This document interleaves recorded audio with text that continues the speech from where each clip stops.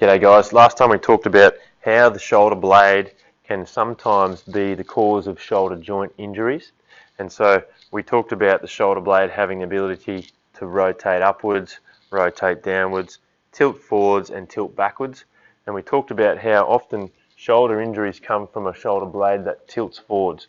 Now let's just stop and think about what does this shoulder blade sit on. Essentially it's a bone that's sitting on top of the ribs, okay, and the ribs are going to come across under the shoulder blade like that. And so if your spine and your ribs have a bit of a curve to it, it's going to be very hard for your shoulder blade to sit straight on top of that curve. What we're going to find is that shoulder blade starts to follow the curve of your spine. So we're going to go one step further back from the shoulder joint right back to the spine. All right, so good shoulder blade movement requires good thoracic extension, and your thoracic part of your spine is actually in the middle part, so between your neck and your lower back. And I always find that people with poor thoracic extension have a higher risk of getting shoulder injuries.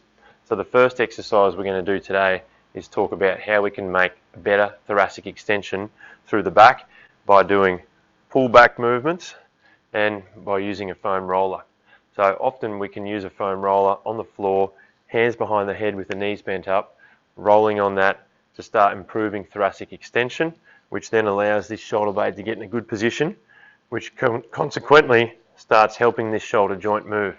So I'll take you through a thoracic extension practical movement, and then we'll move on from there and talk about shoulder blade exercises for the muscles around the shoulder blade.